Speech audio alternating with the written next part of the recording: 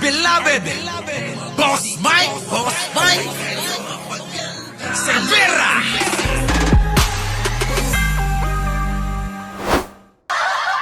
So eto na nga mga kababayan, umpisan na natin. Nakaw, matindi ito mga kababayan. Mukhang mauubos na ho yung senador neto. Gawa nga ho mga kababayan, netong pahayag ng DILG at saka PNP mga kababayan. Ano? Matindi ito. Matindi ho ito eh. Ito ho yung issue ng pagkakatakas kay Bato de la Rosa. Ngayon napapahamak ho yung mga Shirley Santiago, yung mga kapwa senador niya. Nako. Bakit? Ito pakinggan niyo mga kababayan ha. Nako. Laban sa mga tumakas. Ito yung unang balita. Mga reports, mga kabrigada, matibay na kaso. Tiniyak laban sa lahat ng mga tumulong sa pagtakas ni Senador Bato de la Rosa. Kath Austria sa balita. Ibrigada mo. Ng Philippine National Police ang mga investigador na bumuo ng matibay na kasong kriminal laban sa grupo ng mga individual na umunay tumulong kay Senator Ronald Bato de la Rosa para makatakas mula sa Senado at makaiwas sa pag-aresto kaugnay ng warrant na inilabas ng ICC. Ayon kay PNP Chief General Jose Melencio Nartates Jr., inilabas ang direktiba matapos ang mga natuklasan ng CIDG kaugnay ng mga pangyayari noong May 14 kung kailan umunay nakapuslit si de la Rosa mula sa protective custody ng Senado habang nagkaroon ng magulong insidente ng pamamaril sa loob ng nasasakupan nito. Sinabi niya na bagamat nakatuon ang pansin ng publiko kay Senator Robin Padilla na nagsabing nakisabay lamang umano si de la Rosa sa kanyang sasakyan, natuklasan ng mga investigador ng pulisya na may organized operation sa likod ng insidente. Samantala, pinabulaanan ni Nartates ang mga kritiko na nagsabing na kompromiso ng mga otoridad ang operasyon dahil sa pagbibigay ng mga public updates at pagsasagawa ng mga high-profile raid gaya ng kamakailang paghahalughog sa isang subdivision sa Angeles City sa Pampanga. In the heart of... Ato ngayon mga kababayan, ay matibay na kaso daw ho ito tiniyak laban sa mga tumulong sa pagtakas ni Bato. Sino-sino nga ba ito? Sino-sino ang mga tumulong na ito mga kababayan? Ngayon ho, mukhang hindi ho naging masaya ang DILG Secretary na si John Vic Remulla. Mga kababayan may bagong pahayag ho ngayon. Kani-kanina lang mga kababayan na mga sangkot daw mga senador. Mga kababayan, napakarami. Ngayon mga kababayan, pakinggan natin Grabe ito mga kababayan Napakaraming sangkot mga kababayan. Shoutout sa lahat mga hindi ho nabanggit. Pakinggan nyo mga kababayan, magkasama ho si John Vic Remulla at ito hong si PNP Chief Melencio Nartates. At talagang matindi mga kababayan yung kanilang pahayag dito. Dahil halos lahat daw ng mga senador ay makakasuhan. Nako mga kababayan, eto na. Pakinggan nyo. Pasok. They know the consequences, especially sa cuddling and helping a person with Are you also looking into that apart from Senator all of them, Robin all of those all the majority? Yes, the records of investigation have been forwarded already to the DOJ. Sila ang taga-usik, kami taga-produce ng evidence. Sorry sir, in connection na Baka kabay, ulitin natin matindi to, lahat daw po Cuddling and helping a person with lahat daw po mga kababayan ng kumakanlong at tumutulong kay Bato de la Rosa ay nako mga kababayan, madadali. They know the consequences, especially sa cuddling and helping a person with Are you also looking into that, apart from Senator All of Robin them, Padilla? all of those, All the majority. yes, the records of investigation. Lahat yon mga kababayan. Lahat sila. Paano yun? Press release na naman yan, hindi ba?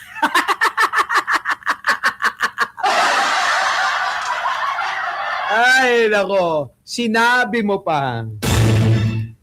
Wala eh. Ano magagawa natin, Teresita Tandito? Di ba? Oh, Susie de la Cruz, thank you ha. Di ba, mga kababayan, Rolly Abad?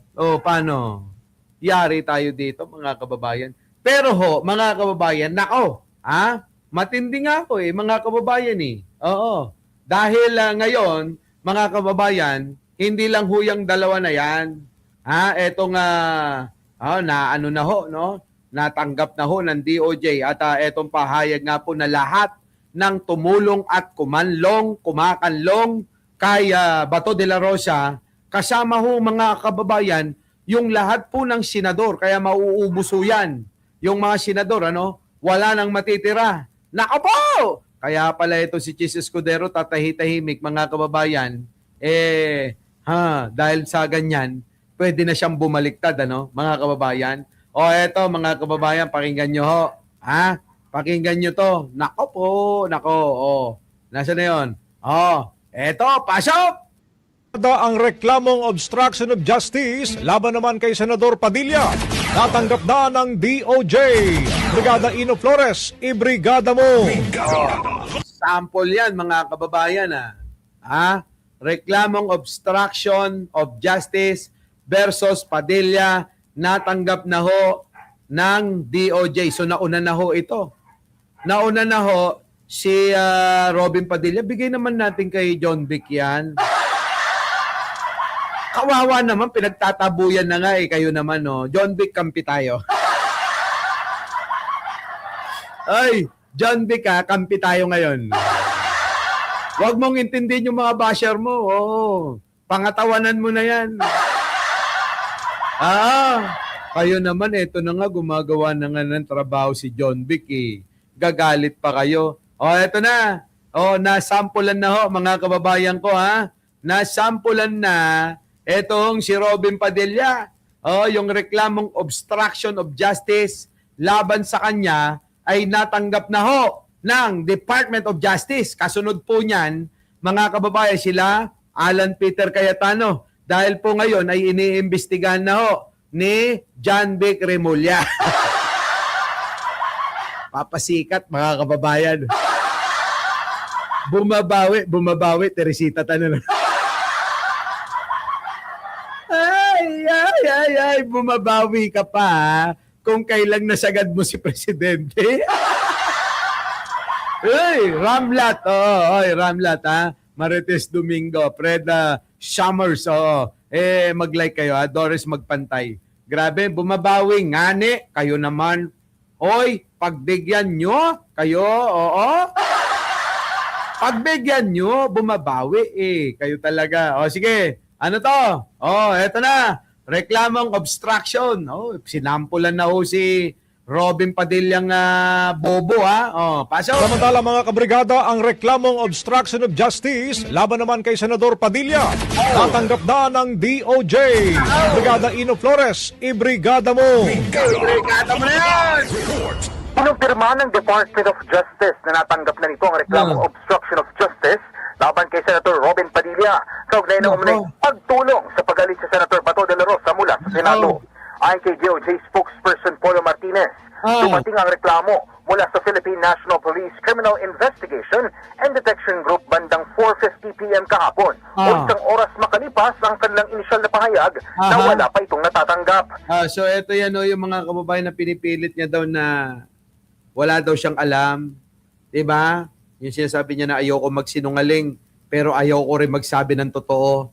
Ganon si Robin Padilla, Ayoko kang magsinungaling, kilala niyo ako, hindi ako sinungaling na tao. Pero ayoko rin magsabi ng totoo. Gila ka. Tangina ka, Robin, Di ba, mga kababayan? Sige, tuloy. Nilinaw ni Attorney Martinez na tulad ng anumang kasong inihahain sa ahensya, sa ilalim ito sa masusing evaluation batay sa umiiral ng mga patakaran at proseso. Kapag nakita mo nung may sapat Nabasehan ng ebidensya, isa sa ilalim ito sa formal na preliminary investigation upang matukoy kung may prima facie evidence na mag-uugnay sa mga respondent sa kaso. Sa unang pahayag, sinabi ni Prosecutor General Richard Fadulio na isinampa ang reklamo kaugnay ng umunay papel ni Padilla sa pagtakas ni De La Rosa kasunod ng naging tensyon at putukan sa loob ng Senate Complex. Bukod kay Padilla, kasama rin sa reklamong isinampa ang ilang individual, kabilang ang may-ari ng SUV na sinasabing ginamit bilang backup o escort vehicle at isang babaeng security officer na dating miyembro ng Armed Forces of the Philippines at naging Foreign Service officer bago umano naging staff ni Padilla. Hindi na pinangalanan ng CIDG ang 3 pang sangkot sa kaso. Oy, hindi lang ho sila ngayon ha.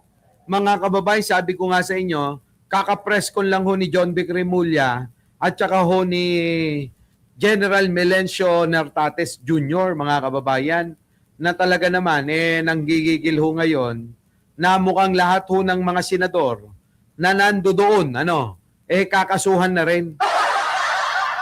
Kasi mukhang may alam daw sila, dahil nga dito sa planado at pakikipagkutsaban. So, sinungaling si Alan Peter Cayetano. We are under attack, eka.